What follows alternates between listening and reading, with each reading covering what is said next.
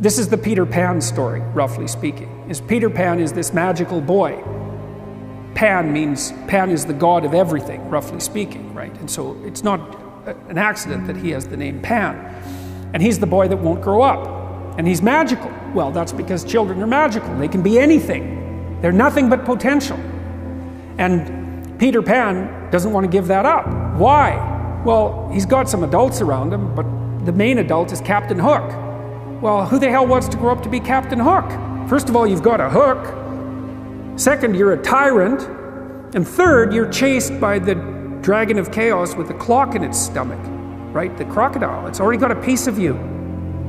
Well, that's what happens when you get older. Time has already got a piece of you. And eventually, it's got a taste for you. And eventually, it's going to eat you. And so Hook is so traumatized by that he can't help but be a tyrant. And then Peter Pan looks at traumatized Hook and says, well, no, I'm not sacrificing my childhood for that. So that's fine, except he ends up king of the Lost Boys.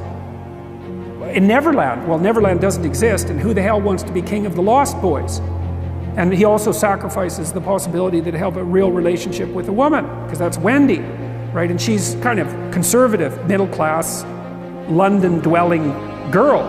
She wants to grow up and have kids and have a life. She accepts her mortality, she accepts her maturity. Peter Pan has to content himself with Tinkerbell. She doesn't even exist. She's like the fairy of porn. She doesn't exist. She's the substitute for the real thing. But the dichotomy that you're talking about is very tricky, because there's a sacrificial element in maturation, right? You have to sacrifice the pluripotentiality of childhood for the actuality of a frame. And the question is, well, why would you do that? Well, one reason is it happens to you whether you do it or not. You can either choose your damn limitation, or you can let it take you unaware when you're 30, or even worse, when you're 40. And then that is not a happy day.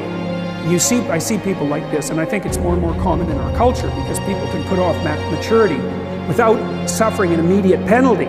But all that happens is the penalty accrues, and then when it finally hits, it just wallops you. Because when you're 25, you can be an idiot. It's no problem.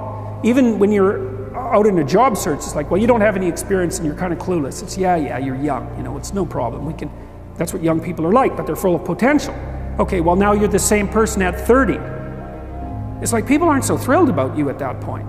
It's like, what the hell have you been doing for the last 10 years? Well, I'm just as clueless as I was when I was 22. It's, yeah, but you're not 22. You're an old infant, right? And that's an ugly thing, an old infant.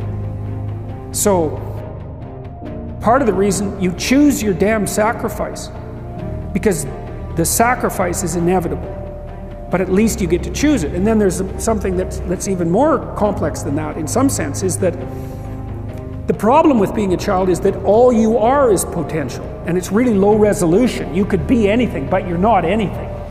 So then you go and you adopt an apprenticeship, roughly speaking, and then you become something.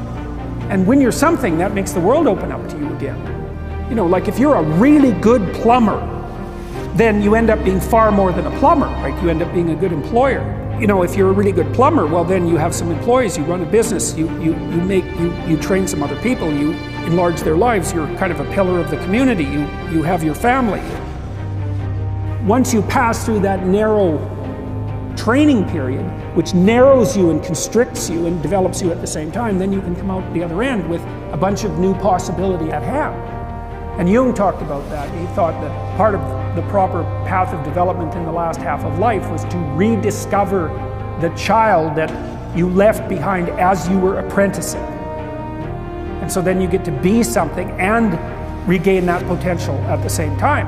Very, very smart. Well, he was very, very smart. So that's a very wise thing to know. So, yeah. Sacrifice. You get to pick your damn sacrifice. That's all. You don't get to not make one. You're sacrificial whether you want to be or not. That's a good thing to know as well.